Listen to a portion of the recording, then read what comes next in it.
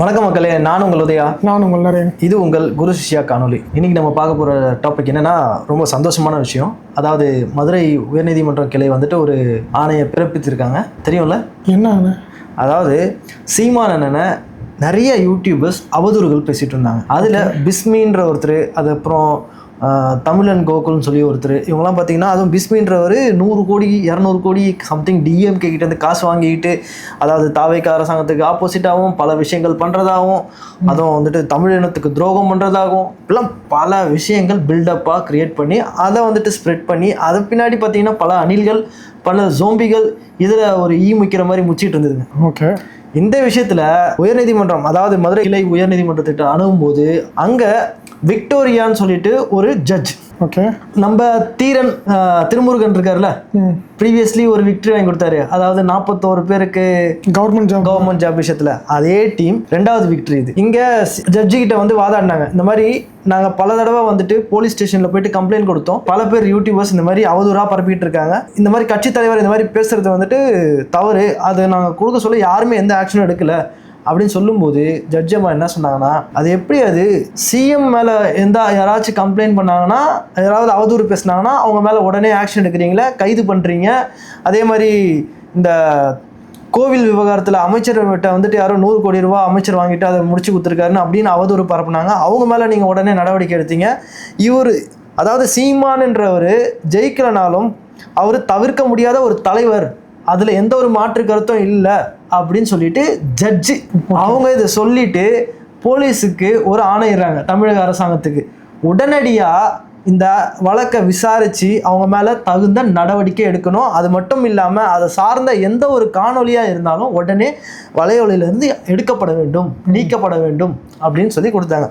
இது அது மட்டும் இல்லாமல் ஒரு படி மேலே போயிட்டு வலையொலியில் யார் யாரெல்லாம் யூடியூபர்ஸ் இருக்காங்களோ, அதுவும் ஃபோட்டோ மாஃபிங்லாம் பண்ணிட்டு போடுறது, அதுக்கப்புறம் புறம் பேசுறது, அவதூறுகள் பரப்புறது, யாராக இருந்தாலும் எல்லாரையும் நீங்க வந்துட்டு புறம் பேசுறதுன்னா அவதூறு without proof creating something. So இந்த மாதிரி அந்த மாதிரி பேசணும்னா ஒண்ணுமே இல்லை. அதுல ரொம்ப புகழ் பெற்றவர் யாருன்னு பார்த்தீங்கன்னா நெல்சன். ஓகே. அதே மாதிரி வெற்றின்னு இருக்காங்க, லிங்கேஷ், வாய்ஸ் ஆஃப் லிங்கேஷ் அப்படின்னு சொல்லாம டிவிகேவோட தூண்கள். டிவிகேக்கு மட்டும் சொல்ல முடியாது, டிஎம்கேக்கும் இருக்காங்க. இதுக்கு முன்னாடி டிஎம்கே இருந்தாங்க, இப்போ டிஎம்கே விட அவங்க மறந்துட்டாங்க. எதிர்கட்சி டிஎம்கே இல்லைங்க. அப்போ எதிர்கட்சி யாருன்னா நாம் தமிழர். அப்போ ஆக்சுவலாக அவங்க யூடியூபர்ஸை ஃபஸ்ட்டு பிடிக்கக்கூடாது, ப்ரெஸ்ஸை தான் ஃபஸ்ட்டு பிடிக்கணும். எதுக்கு? நிறைய ப்ரெஸ்ஸு அவதூறு பேசுகிறாங்க, யாராக இருந்தாலும் பார்க்கக்கூடாதுன்னு சொல்லிட்டாங்க. ப்ரெஸ் வந்து பேசுறதுக்கு முன்னாடி அவங்க என்ன சொல்லுவாங்கன்னா, ப்ரெஸ் ஒரு விஷயத்த சொல்லுவாங்க. இந்த மாதிரி சீமான் அவர் மேலே அவதூறுன்னு சொல்ல மாட்டாங்க, இவர் இந்த மாதிரி குற்றச்சாட்டு வச்சிருக்காங்க, இவர் இதை பண்ணியிருக்காராம் அப்படின்னு சொல்லிட்டு பெருசாக பேசுவாங்க. குற்றச்சாட்டு வச்சிருக்காங்க, அந்த வார்த்தையில் பல கேம்கள் இருக்குது. அதை சொல்லும் வகையில் நம்ம சொன்னால் யாரும் நம்ம மேலே கேஸ் பண்ண முடியாது. அதுதான் இந்திய சட்டத்தில் பல விஷயங்கள் லூப் இருக்குன்றது. இப்போ கிரியேட் பண்ணார் பார்த்தீங்கன்னா, அந்த மூலப்பொருள் யாரு? பிஸ்மி, இந்த நெல்சன், இப்போ இவங்க மேலாம் வந்துட்டு நடவடிக்கை ஒன்று ஸ்டெப் பை ஸ்டெப்பாக. எனக்கு தெரிஞ்சு சிஎம் ஜோசப் விஜயை வந்துட்டு விமர்சித்தவங்களை வந்துட்டு விமர்சிக்கலாம்னு சொன்ன மதுரை உயர்நீதிமன்றம், அதாவது ஆக்சுவலா அது வந்து விமர்சிச்சதுக்காக இல்ல, நான் சொல்றேன், அவதூறு பேசிருக்காங்கல்ல, விமர்சனம் பண்ணதுக்கே அரெஸ்ட் பண்றாங்க. இங்க அவதூறுலாம் பண்ணியிருக்காங்க. அவங்க மேல லிஸ்ட் அடிக்கிட்டே போகலாம், அவ்வளோ இருக்கு. ஸோ நெல்சன் இதை வந்துட்டு எப்படி எடுத்து பாருன்னு தெரியல. நான் கொஞ்ச நாள் முன்னாடி அவரோட காணொலி பார்த்தேன். அந்த காணொலியில் என்ன சொல்றாருன்னா, அதாவது சீமான் அண்ணனுக்கு வந்துட்டு இன்ஃபீரியாரிட்டி காம்ப்ளெக்ஸாம், அவரை விட்டு யாருமே வந்துட்டு வளரக்கூடாதாம். அப்படிதான் தமிழ்நாட்டில் வந்துட்டு பல 70 ஆண்டா காங்கிரஸும் டிஎம்கேவும் ஏடிஎம்கேவும் மாற்றி வந்துட்டு இருந்தாங்க. அவங்கள எடுக்கணும் தான் உங்களோட நோக்கம். ஆனால் நீங்கள் என்ன பண்ணீங்க, இங்கே வந்துட்டு ஒரு தமிழன் ஆளணும் சொன்னீங்க, இயற்கை வளத்தை பாதுகாக்கணும்னு சொன்னீங்க. இப்போ இது ரெண்டுமே இங்கே நடந்திருக்கு, இதுக்கு மேலே உங்களுக்கு என்ன வேணும் அப்படின்னு சொல்லி அவர் கேட்குறாப்புல. எனக்கு இப்போ இவரே ஒத்துக்கிட்டார். அப்போ என்னது, இப்போ வரைக்கும் அரசியலுக்கு வந்தவங்க எல்லாரும் அவங்க வளர்றதுக்கு தான் வந்திருக்காங்க, தமிழ்நாடு வளர்றதுக்கு வரல. யார் வளர்றதுக்கு வந்திருக்காங்கன்னு நினைக்கிறீங்க? நெல்சனுக்கு இன்ஃபீரியாரிட்டி காம்ப்ளெக்ஸ்ன்னு சொன்னாருன்னு சொல்றீங்களா சீமான் மேல? அவங்க வளர்ந்துட்டாங்க, இவர் வளரல அப்படின்னு. அப்ப அவரே ஒத்துக்கிட்டாரு. டிவிகே வளர்த்துட்டாங்க, அரசியலுக்கு வந்து வளர்ந்துட்டாங்க, டிஎம்கே வளர்ந்துட்டாங்க, எல்லாரும் வந்தது வந்து வளர்றதுக்கு தான், தமிழ்நாட்டை நல்லபடியா பாத்துக்கிறது கிடையாது. அது அவங்களுக்கு நான் என்ன சொல்ல வரேன்னா, இப்போ அவர் சொல்லும்போது ஒரு வீடியோலையும் கட் பண்ணி பேசுவார். அதாவது தமிழக வெற்றி கழகம் என்ன பண்ணியிருக்காங்க, இயற்கை வளத்தை வந்துட்டு கடத்தக்கூடாதுன்னு சொல்லிட்டு அதை தடை விதிச்சிட்டாங்க. பார்த்தீங்களா, நல்லது தானே பண்ணாங்க, இயற்கை வளத்தை காப்பாற்றிட்டாங்கல்ல அப்படின்னு சொல்கிறாங்க. நெல்சன் எப்படி பில் பண்ணாருன்னா, இயற்கை வளத்தை தான் காப்பாற்றிட்டாங்கல்ல, அதுக்கப்புறம் உங்களுக்கு என்ன? இப்போ பாருங்கள், கேரளாவில் வந்துட்டு அங்கே இருக்க சிஎம் வந்து ரெக்வஸ்ட் பண்ணியிருக்காங்க, இந்த மாதிரி எங்களுக்கு அனுமதி கொடுங்க, அந்த கல் இதெல்லாம் எம்சாண்டு இதெல்லாம் வந்து மலையிலேருந்து வெட்டி எங்களுக்கு கொடுத்துட்டே இருங்க, அனுமதி கேட்டிருக்காங்க. நீங்கள் தடை 3 மாதத்துக்கு டெம்பரரி தடை பண்ணியிருக்காங்க. ஆனால் இவர் என்ன சொல்கிறாருன்னா, அரசாங்கம் வந்து தடை பண்ணிடுச்சின்னு சொல்லி அந்த 3 மாதத்தை எடுத்துடுறாங்க. ஏன் கேரளாவில் இல்லையா அதெல்லாம்? அவங்க மேலே எடுக்க வேண்டியது தானே? அதுதாங்க, அவங்கள பாதுகாத்துக்கிறாங்க, நம்மளை பாதுகாக்கல. எப்படி ஓப்பனா வந்து ரெக்வஸ்ட் வைக்கிறாங்க? தமிழக வெற்றி கழகத்தோட கூட்டணியில் இருக்க கட்சி இதை பத்தி வாங்கினதுக்கு கரெக்டா வேலை செய்யணும். அதாவது என்னது வாங்குனீங்க? நன்றி. நீங்க நிறைய நன்றி அவங்கள்ட்ட வாங்கினீங்க, நீங்க அந்த நன்றியை திரும்பி ரிட்டர்ன் வந்துட்டு காணொலி மூலியமா தரீங்க. அந்த காணொலியில அவர் பேசும்போது இயற்கை வளத்தை பாதுகாக்கிறாங்கல்ல, இதுக்கு மேல உங்களுக்கு என்ன வேணும்னு தெளிவா அரசாணை, அதாவது நியூஸ்ல கொடுத்துருக்காங்க. 3 மாதங்களுக்கு இடைக்கால தடை. அந்த 3 மாதம் இடைக்கால தடை ரீசன் என்னன்னு கேட்டிங்கனாக்கா, மேற்கு தொடர்ச்சி மலை ஒட்டி உள்ள மாவட்டங்கள்ல இருந்து தான் வந்துட்டு இந்த எம்சாண்டு, கல், கனிம வளங்கள்லாம் வந்து அங்கே போயிட்டு இருக்கு. அதுக்கு வந்துட்டு இப்போ ஒரு 3 மாதம் தடை வச்சிருக்காங்கல்ல, அதுக்கான முக்கிய ரீசன், அதாவது நெல்சன் அவர்களே முழுமையாக தடை விதிக்கலை. முக்கிய ரீசன் என்னன்னு பார்த்தீங்கன்னா, தமிழ்நாட்டில் இந்த வளங்கள் எவ்வளோ இருக்குன்றத ஒரு கேல்குலேஷன் எடுக்கணும், நம்மள்ட்ட வந்துட்டு ஸ்டாக் இருக்கா. அதுக்கப்புறமா பார்த்தீங்கன்னா, ரோடு நிறைய இடத்துல விபத்துகள் ஏற்படுது. ஸோ அந்த விபத்துகளை கம்மி பண்ணணும்னாக்கா இப்போ அதை எக்ஸ்டெண்ட் பண்ணணும். ஒரு லிஸ்ட் எடுக்கணும், எந்தெந்த வண்டிங்க, அந்த வண்டி எப்படி இருக்கணும். ஏன்னா போகிற வழியில் ரோடு வந்துட்டு பாதிப்பு அதிகமாகுது. இந்த மாதிரி ஹெவி வெஹிக்கிள் போகிறனால நார்மலாக போகிற வெஹிக்கிள்ஸ்க்கெலாம் வந்துட்டு அது ஒரு இடையூறாக இருக்குது, மெயின்டெனன்ஸ் அதிகமாகுது, அதுவும் கேரளாவுக்கு போகிற வெஹிக்கிள். ஸோ இதெல்லாம் நம்ம சரி பண்ணணும்னு சொல்லிட்டு அதுக்கு ஒரு டெம்பரரி தடை தான் போட்டிருக்காங்க. உடனே என்னமோ நீங்கள் சொல்கிற மாதிரி விஜய் என்ன, இனிமேல் இயற்கை வளத்தை கை வைக்கக்கூடாது, அதுக்கு மாற்றாக என்னதான் ஏதாச்சும் இருக்குதுனாக்கா அதை வந்து ஃபாலோ பண்ணுங்கள். இண்டஸ்ட்ரீஸ்க்கு நம்ம அதை சொல்லுவோம், மாற்று கன்ஸ்ட்ரக்ஷன் ப்ராடக்ட்ஸை க்ரியேட் பண்ணணும், நேச்சரை ப்ரொடெக்ட் பண்ணணும். அப்படியெல்லாம் ஏதோ பேசின மாதிரியும் இவர் பில்டப் பண்ணி, இவர் மட்டுமா, இவரோட அரசியல் சதுரங்கம் அவரும் அப்படிதான் பேசுறாரு. அவர் என்ன பேசுனாரு? அவரும் பார்த்தீங்கன்னா கேரளாவில் வந்து கொஞ்சம் ரொம்ப நாளாவே எப்போ டிவிக்கு ஆட்சிக்கு வந்தாங்களோ அப்போ வந்து அவங்களுக்கு சப்போர்ட் பண்ணி தான் பேசிட்டு இருக்காரு. ஸோ இந்த மாதிரி இங்கே டிவிக்கேல போயிட்டு இருக்க, டிவிக்கேல பல கட்சிகள், அதாவது எம்எல்ஏக்கள் மேலாம் ஒரு குறை வருது. அதே மாதிரி பார்த்தீங்கன்னா அந்த யாரு பிரஸ் மேலே கை வச்சிருக்காரு ஒருத்தர். ஐயோ, அதுவும் வந்துட்டு ஹாஸ்பிட்டல் அட்மிட் ஆகிட்டு சீரியஸாக இருக்காரு. ரீசன் என்ன? கேள்வி கேட்டாங்கன்னு சொல்லிட்டு கேள்வி கேட்டாங்க. இன்னொருத்தர் பார்த்தீங்கன்னாக்கா, ஒரு மாவட்டத்தில் தாவேக்கா சார்ந்த ஒரு செயலாளர், மாவட்ட ரீதியாக இருக்க ஒரு பொறுப்பாளர், அங்கே நம்ம நாம் தமிழர் கட்சி சார்ந்த ஒரு அட்வொகேட், இனிமேல் இந்த ஏரியாவில் வந்துட்டு எந்த ஒரு இயற்கை வளத்தையும் எடுக்க விட மாட்டேனாங்கன்னு சொல்லி பேசும்போது அங்கேயே கல்லெல்லாம் எடுத்து மண்டை மேலே பட்டுன்னு அடித்து அப்படியே ஹாஸ்பிட்டல் எட்டுமே அட்மிட் பண்ணுறாங்க. ஊரே போயிட்டு அந்த இடத்துல வந்து நின்னாங்க அவருக்காக சப்போர்ட்டாக. அதாவது அந்த நாம் தமிழர் கட்சி சார்ந்த ஒரு அட்வொகேட், அதாவது கட்சிக்காக அங்கே வேலை செஞ்சாதோ இல்லையோ, அங்கே இயற்கைக்காக, இயற்கையை பாதுகாக்கணும், என்னை மீறி நீங்கள் எதுவும் பண்ண முடியாதுன்னு சொன்னவரை போட்டு இந்த அடி அப்படி அடிக்கிறாங்க. அதாவது எப்படி இல்லை, ஆக்சுவலாக இது நீங்கள் டிவிக்கேன்னு மட்டும் பார்க்க முடியாது. இது என்னன்னா, ஊருக்கு ஊர் ஒருத்தவங்க இருக்காங்க, கொள்ளை அடிக்கிறவங்க. ஒருத்தவங்க 2 பேர் இல்லை, ஒரு 3 குரூப் 4 குரூப் ஒரு ஊருக்கு இருக்கிறாங்க. அந்த ஊரில் என்ன ஆயிடுச்சு, அவங்க ஒரு கூட்டத்தை சேர்த்துக்கிட்டு ஒரு குரூப் ஆஃப் மக்களை டிஸ்கிரிமினேட் பண்ணிக்கிட்டே இருக்காங்க. அதை தடுக்கிறதுக்கு தான் சீமான் அண்ணன் ரொம்ப நாளாக போராடிட்டு இருக்காரு. அதை உடச்சி அதை பிரேக் பண்ணி வெளியே வரணும் தான். ஓப்பனாக ஒரு நேச்சரை பாதுகாக்க வந்த ஒருத்தனை போட்டு கல் எடுத்து மண்டையில் அடிக்கிறாங்கன்னா அவங்க எப்படிப்பட்ட ஆளுங்களா இருப்பாங்க? அவங்களுக்கு வந்து என்னன்னா, லாரி வாங்கி வச்சிருக்காங்க, அதுதான் சரிங்களா. அவங்களோட பிஸ்னஸே பார்த்தீங்கன்னா ட்ரேடர்ஸ் அப்படி போயிடுது. அதாவது கல்குவாரி, மணல், இந்த மாதிரி.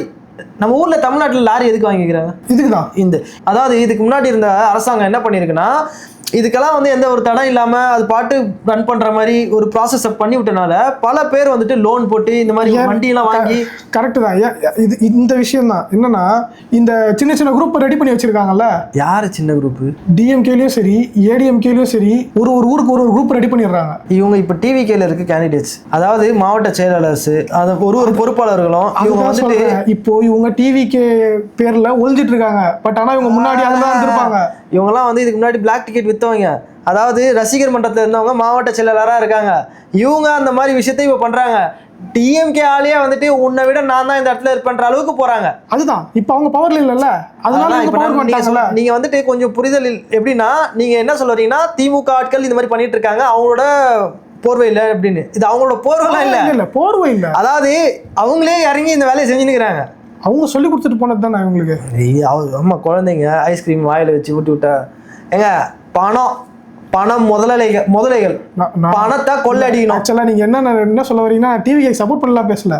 இல்ல நீங்க வந்துட்டு சப்போர்ட்லாம் பண்ணல, நீங்க வந்துட்டு ஜஸ்ட் அவாய்ட் பண்றீங்க. நான் என்ன சொல்றேன்னா அவாய்ட் பண்ணல, நானு ஃபுல்லா சொல்றதுக்கு யோசிக்கிறீங்க, நான் ஃபுல்லா சொல்றேன். இல்ல இத பத்தி யாரும் பேசவே மாட்டாங்கன்றேன். இத நோட் பண்ணி பேசவே மாட்டாங்க யாரும். இங்க எத்தனையோ பிரஸ்ஸை வந்து அடிச்சு உள்ள தள்ளியிருக்காங்க, சாவடிச்சிருக்காங்க. எல்லாமே பார்த்தீங்கன்னா இந்த மாதிரி குவாரிகள் சம்மந்தப்பட்ட விஷயம் அதிகமாக இருக்கும். இப்போ நியூஸ் 24/7 சேனல் பார்த்தீங்கன்னா டேரெக்டாக போயிட்டு இப்போ கூட ரீசெண்டாக ஒரு வீடியோ பார்த்தேன்.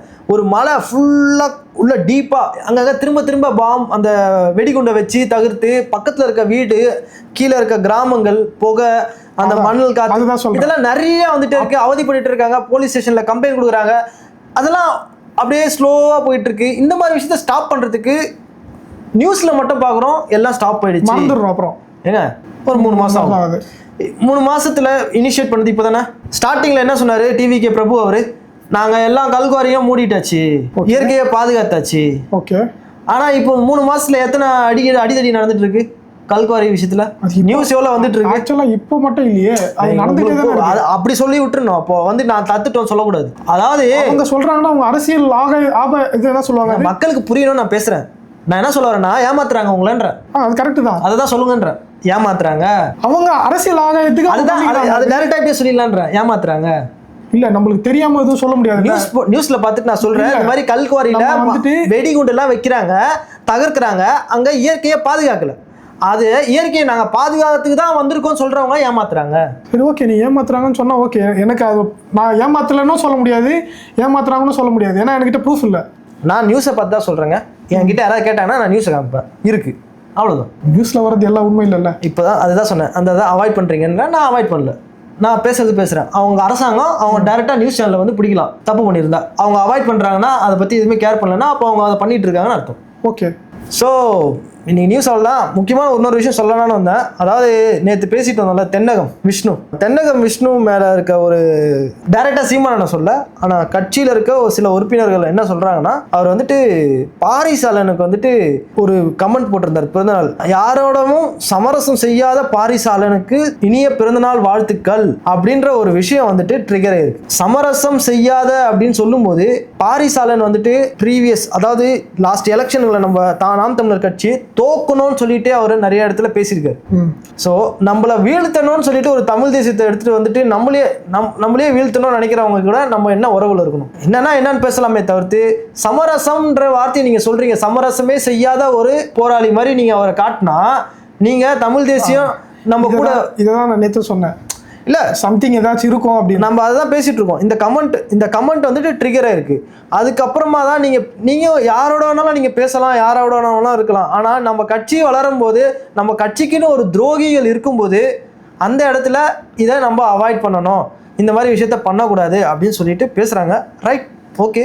என்ன சொல்கிறேன்னா, நட்பு பழகலாம், பட் எந்த வார்த்தையை நம்ம யூஸ் பண்ணணுன்றத அதுக்காக இருக்கு. யாரை பெருமைப்படுத்தி பேசுகிறோன்னு இருக்கு கட்சியில் இருக்கும்போது, அது எல்லாருக்குமே இருக்கு அப்படின்னு தெரியுது. ஓகே, இது நம்ம தென்னகம் வந்து அவர் ஒரு வீடியோ போட்டிருந்தாரு, ரொம்ப மன வருத்தப்பட்டு போட்டிருந்தாரு. அதை டைரக்டா கூப்பிட்டு அவர்கிட்ட நீங்க பேசியிருந்து ஒரு விஷயம் பண்ணிருக்கலாம். ஆனா இன்னொன்னும் நான் கேள்விப்பட்டது என்னன்னா, அதாவது தென்னகம் விஷ்ணு அவர் வந்துட்டு சீமானவர் ஒரு தடவை பார்த்து இந்த மாதிரி விஷயத்த சரி செய்துட்டு திரும்பவும் நம்ம தமிழ் தேசிய பாதையில செல்லணும். ஸோ இந்த காணொலியில் ஏதாவது தவறு இருந்ததுனாக்கா மறக்காம கமெண்ட் பாக்ஸ்ல மென்ஷன் பண்ணுங்க. ஃபர்ஸ்ட் டைம் கேட்கறதுக்கு ரொம்ப நாள் ஆயிடுச்சு உங்களுக்கு. ஃபர்ஸ்ட் டைம் கேட்குறேன், நம்ம சேனலை சப்ஸ்கிரைப் பண்ணுங்க. ஏன்னா சப்ஸ்கிரைப் பண்ணதான் நமக்கான, அதாவது ஒரு டீமை கிரியேட் பண்ணலாம், நம்மளுக்கு ஒரு ஃபேமிலியை கிரியேட் பண்ணலாம். அதாவது நான் தப்பு பண்ணாலும் நீங்கள் சொல்வீங்க, நம்மளையும் நம்ம சரிப்படுத்திக்கலாம். ஸோ மீண்டும் ஒரு நல்ல காணொலியுடன் திரும்ப சந்திக்கும் வரை உங்களிடம் விடைபெறுவது உங்கள் உதயா மற்றும் உங்கள் நரேன்.